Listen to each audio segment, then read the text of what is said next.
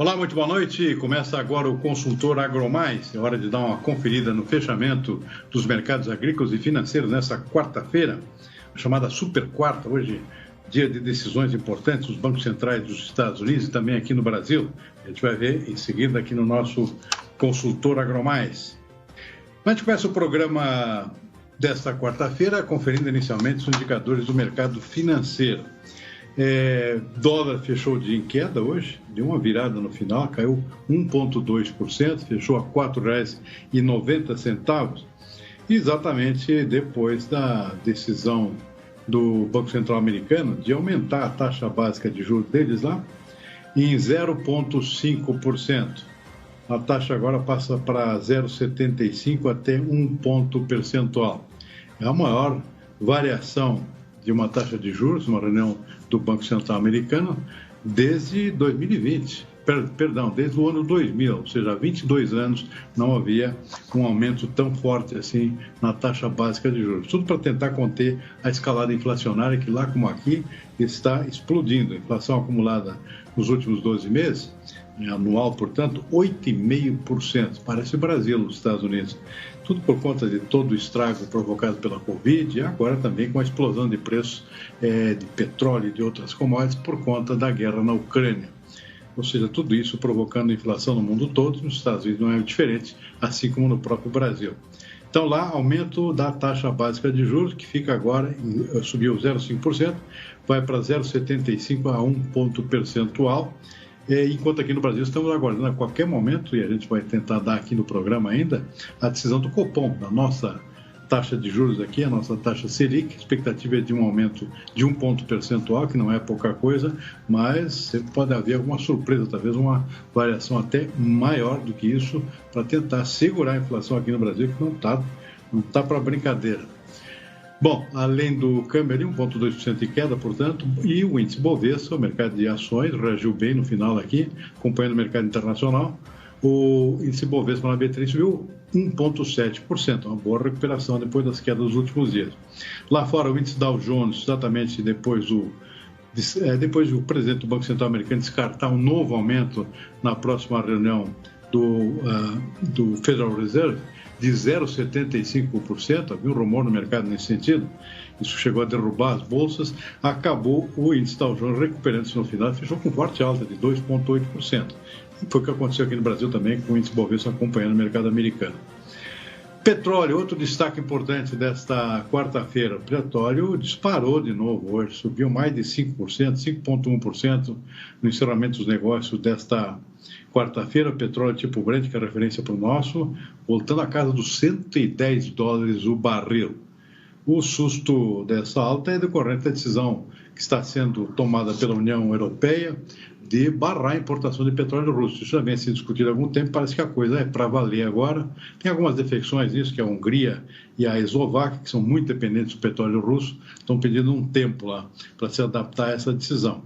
Mas a Alemanha era um país que resistiu um pouquinho também, acabou aderindo à ideia de um boicote às importações de petróleo russo pela União Europeia. E aí, o resultado disso foi um salto nos preços do combustível nessa quarta-feira, como eu disse, 5,1%, $110 o barril do petróleo tipo Brent, que é referência aqui para a Petrobras também. Mercado de commodities agrícolas, soja fechou o dia em alta, 0,6%, acompanhou o petróleo. O mercado em geral acompanhou esse salto do petróleo, como usualmente acontece. Então a soja aqui com alta de 0,6%, apesar de uma possibilidade aqui de que haja um aumento na área de soja por conta do atraso que está acontecendo no plantio do milho nos Estados Unidos. A janela está ficando mais curta e a tendência normalmente é dos produtores não plantarem toda a área que estavam previstos para milho, para não ficar muito atrasada, muito fora da janela, e plantar mais soja no lugar disso, porque a soja tem mais prazo para o seu plantio. Isso acaba sendo um fator baixista para a soja. Foi o que impediu hoje a soja de subir mais do que esse 0,6%, que foi puxado basicamente pelo petróleo. O milho subiu um pouquinho hoje, ficou quase estável, ficou 0,2%, dia de muita volatilidade. Está havendo uma melhora do clima lá, porque às vezes o milho tem uma avançada no plantio, mas por enquanto ainda não, isso não aconteceu. O milho acabou acompanhando o trigo, foi o grande destaque nesta quarta-feira. O trigo disparou hoje na Bolsa de Chicago, 3 pontos percentuais. Bom, além da piora das condições das lavouras dos Estados Unidos, a notícia que impactou hoje o dia e afetou o mercado de trigo e foi o detonador dessa alta forte, notícia de que a Índia, que vem enfrentando uma seca fortíssima, é a maior em 122 anos, segundo os registros das agências internacionais. A Índia estaria pensando em sustar as suas exportações de trigo, porque a safra não está indo bem, já houve um corte nas estimativas da produção. É bom lembrar que a Índia é o segundo maior produtor mundial de trigo, terceiro se considerar a produção da União Europeia, que é um conjunto de países, só perto para a China, na verdade. Então, um grande produtor, maior consumo interno mesmo, mas a Índia também exporta um pouquinho. E agora a notícia ruim de que a safra está indo para o beleléu por conta de falta de chuva, uma seca terrível, e além de não ter trigo para exportar, a Índia pode vir a importar trigo, e isso acabou detonando essa forte alta dos preços do trigo no mercado internacional nesta quarta-feira, 3 pontos percentuais de Chicago. Arroz acabou acompanhando o trigo, subiu também, arroz em casca em Chicago, 0,7%. Vamos para a Bolsa de Nova York. Nova York com destaque para o algodão. O algodão disparou hoje também, 3,1%. Como sempre acontece, acompanhou o petróleo. O petróleo deu aquele salto, 5%, o algodão foi atrás. Tem problemas de clima também no algodão que estão empurrando para cima os preços da fibra. Nos Estados Unidos, especialmente no oeste do Texas, lá a situação do clima é muito ruim, com falta de chuvas. E a Índia também, em função da própria seca que vem afetando o trigo na Índia, também afeta algodão. A Índia, que também é um grande produtor de algodão, também exportador, com problemas na sua safra. Esse é outro fator que vem impulsionando os preços do algodão nos últimos dias, nas últimas semanas. Hoje, mais uma alta forte, portanto. Café arábica em Nova York subiu 1,3%, basicamente por ajustes técnicos, mas também empurrado pelo petróleo. E em Londres, o robusto acabou acompanhando, também subiu 1 ponto percentual. Açúcar ficou no 0 a 0 hoje, o açúcar bruto em Nova York, mas com muita volatilidade durante o dia.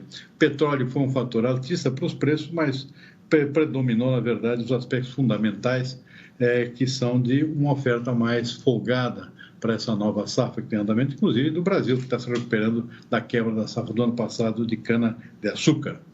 Para finalizar, temos o que mais? Suco de laranja. Laranja caiu, tombou, na verdade, 3,1% hoje, lá em Nova York. O cacau também caiu, 1 ponto percentual. Boi gordo na B3 continua recuando também, por conta da suspensão de importações por parte da China.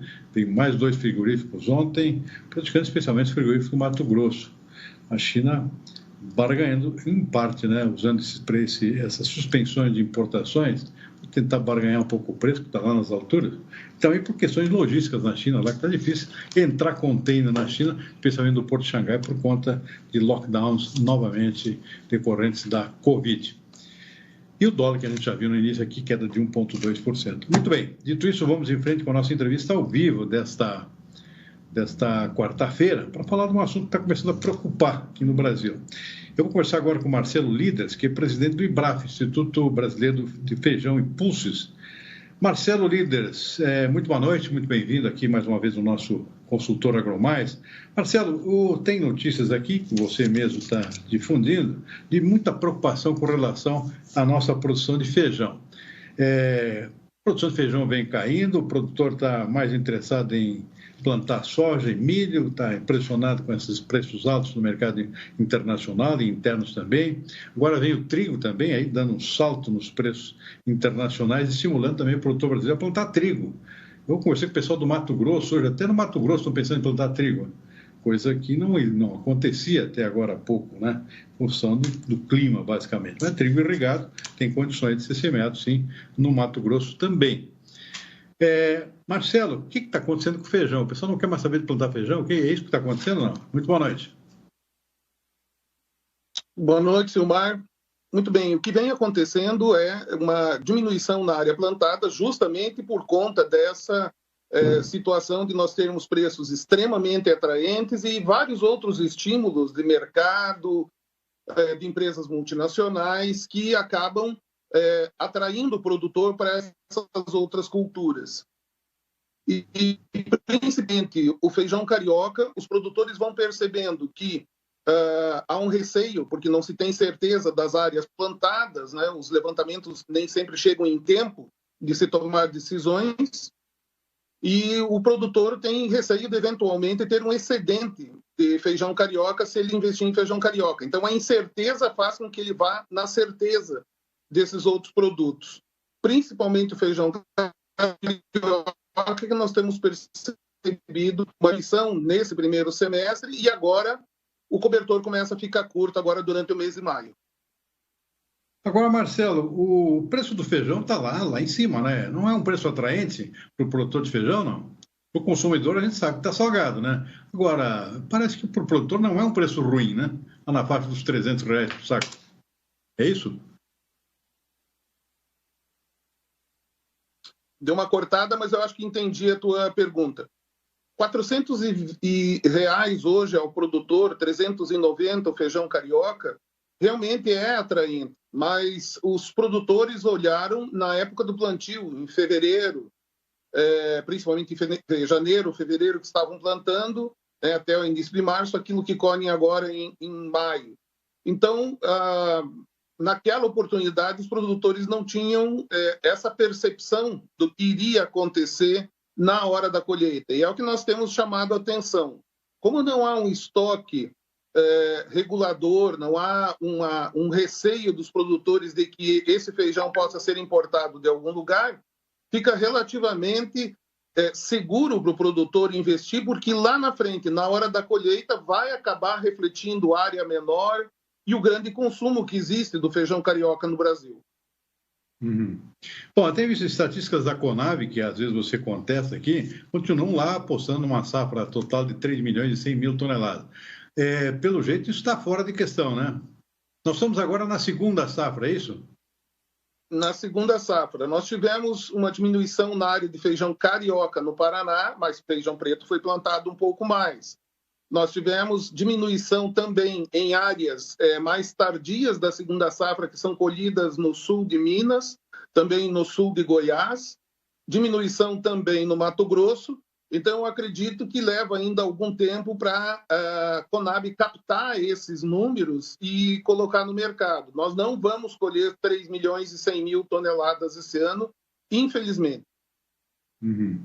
O feijão, especialmente o carioca, tem uma característica aqui que não tem, por exemplo, no caso do trigo, do arroz brasileiro, ou seja, a possibilidade de exportação, ou seja, um comércio mais flexível, de exporta e importa, porque feijão carioca praticamente é só no Brasil, né? Isso acaba sendo um problema em termos de escoamento, quando tem super safra, por exemplo, você não tem para onde exportar, é isso, né?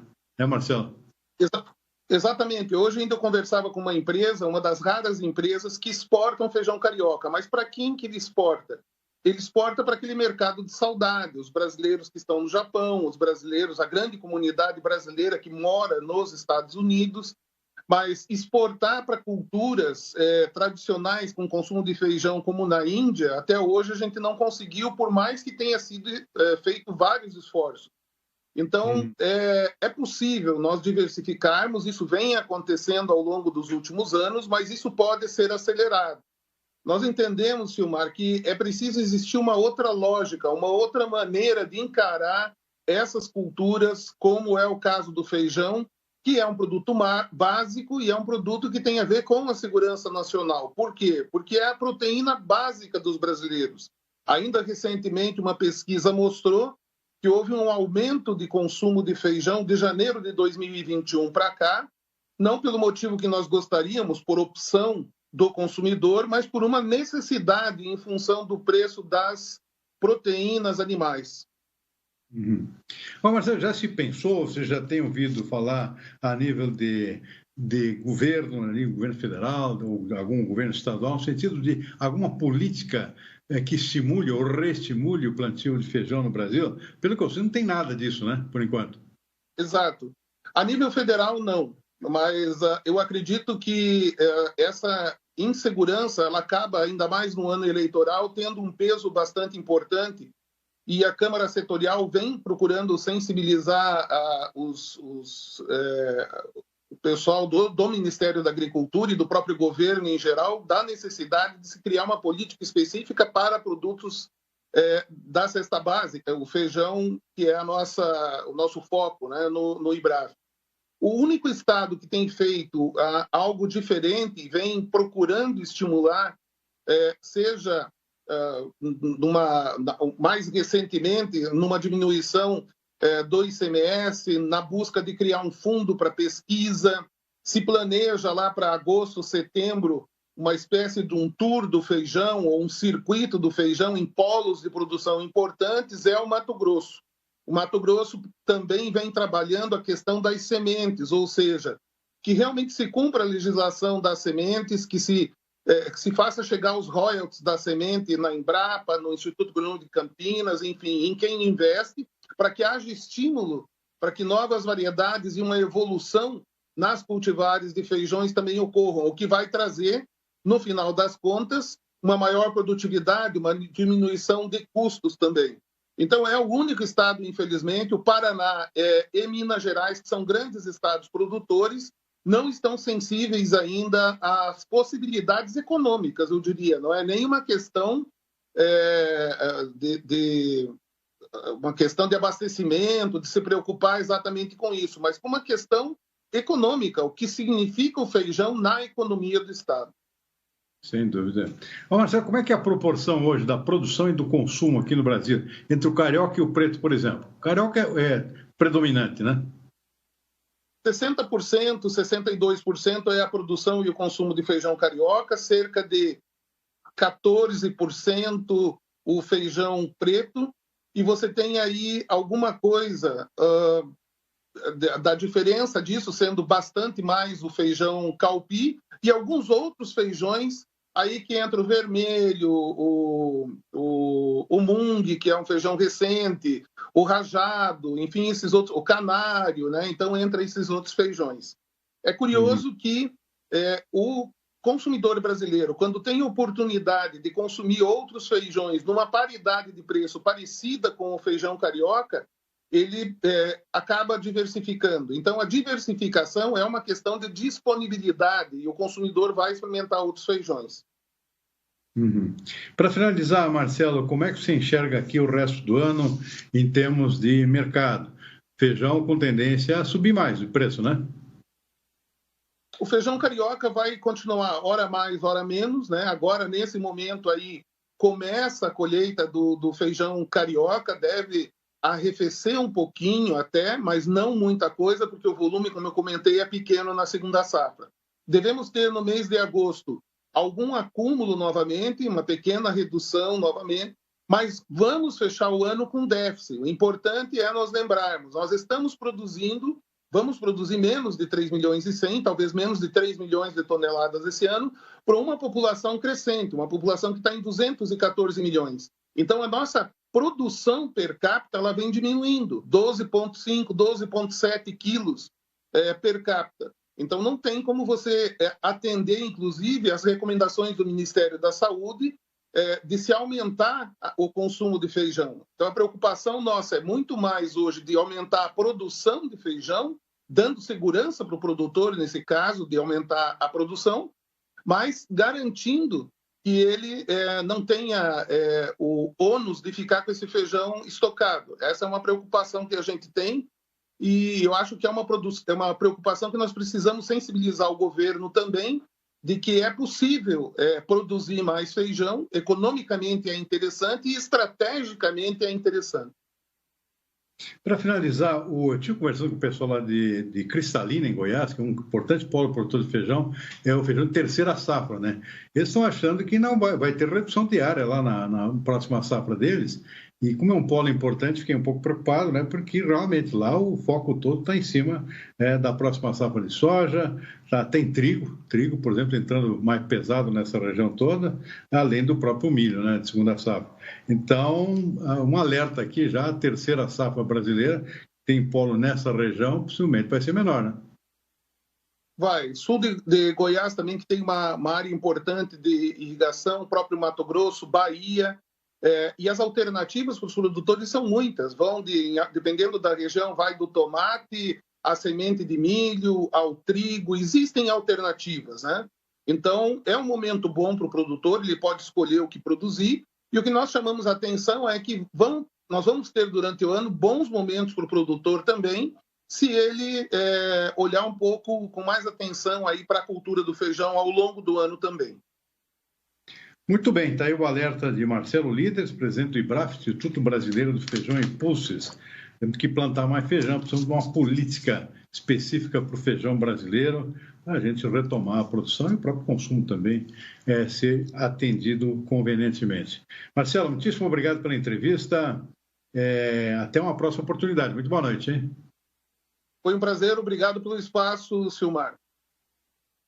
Sempre bem-vindo, muito obrigado. Bom, vamos em frente com o nosso consultor AgroMais. Estamos aí aguardando a definição do Copom. Um pouco está saindo aí, decisão do aumento da taxa de juros. Vamos dar uma olhada agora no nosso mercado físico aqui. Já tem aqui o fechamento da soja hoje. Preços estáveis a mais baixos, né? O câmbio acabou derrubando hoje os preços internos aqui, mesmo com a alta em Chicago. Estou vendo aqui Porto Rio Grande caindo R$2 para 196, Paranaguá caindo R$1 para 194. No interior, em Passo Fundo, queda de R$2 para 194, Cascavel caindo R$1 para 187. Rondonópolis, Mato Grosso ficou estável, 178. Rio Verde e Goiás também não alterou, em 1,72. Dourados, Mato Grosso Sul, com queda de R$1 para R$180 por saco de 60 quilos.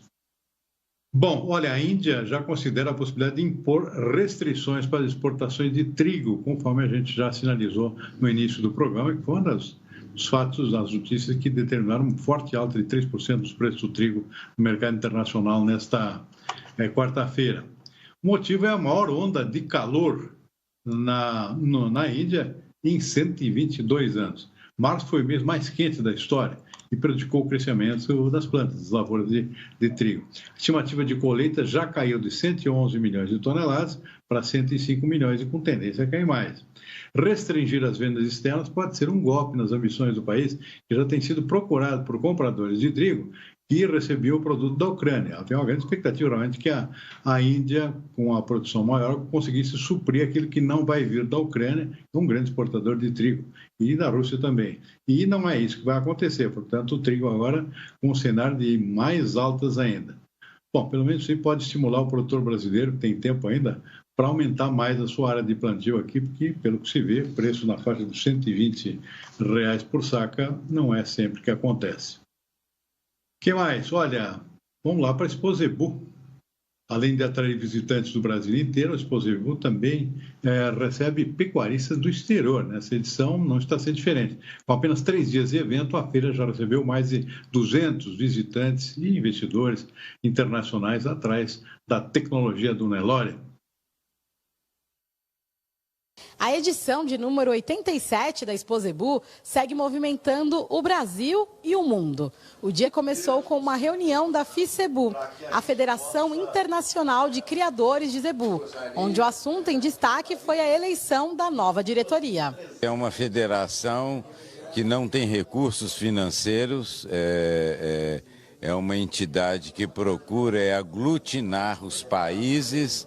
Nós queremos que não existam mais barreiras geográficas, porque não existe impedimento sanitário, desde que seguidas as regras internacionais para algumas doenças contagiosas, e o que a gente gostaria justamente dessa troca de material genético entre países. A reunião também contou com a presença da prefeita da cidade de Uberaba, Elisa Araújo, que fez questão de saudar os participantes lendo algumas palavras em espanhol e ressaltando a importância da presença deles para o setor e, consequentemente, para Uberaba. Receber os nossos irmãos de outros países é sempre um grande prazer. Isso, além de movimentar a economia, também movimenta os nossos corações. Uberaba, naturalmente, é um povo acolhedor e a gente fica muito feliz de receber nossos visitantes. Em apenas 3 dias de evento, a Exposebu 2022 já atraiu mais de 200 visitantes internacionais, em busca de genética zebuína, serviços e tecnologia que a pecuária brasileira oferece. Muchos ganaderos del mundo y nosotros tener la oportunidad de consolidar también nuestros objetivos de poder incorporar tecnologías, de poder mejorar la genética y repotenciar apoyar el sector ganadero de nuestro cantón, que es el más importante para nosotros. A Expo Zebu, por ser a maior feira de zebu do mundo, acaba, logicamente, abraçando este contexto, especialmente nesse ano de retomada da pandemia, né? Então, continuamos sendo, dentre todas as feiras do mundo, aquela que recebe o maior público internacional e que também, por consequência, gera o maior volume de negócios. E a programação contou ainda com o lançamento do primeiro Congresso Mundial de Zebu na Bolívia.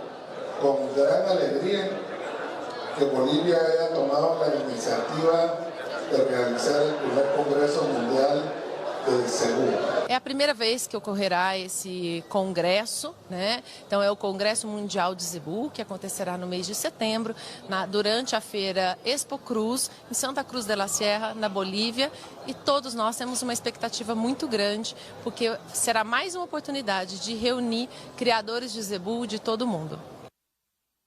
E o programa terminando e nada do Copom, o Comitê de Política Monetária do Banco Central, está com dificuldade lá de definir a nova taxa de juros aqui para o Brasil, a taxa Selic. Expectativa de um aumento de 1 ponto percentual, e essa demora em anunciar parece indicar que não está havendo um consenso. Talvez venha um aumento até maior do que 1%. A gente espera que não, mas é isso que pode eventualmente acontecer, a julgar pela demora de uma decisão dos integrantes do Copom.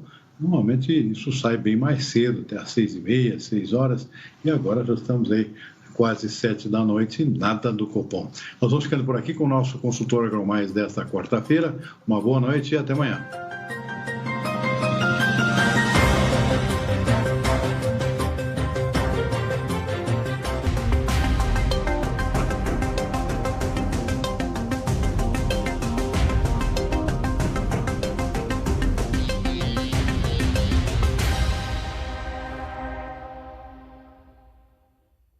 Consultor AgroMais. Oferecimento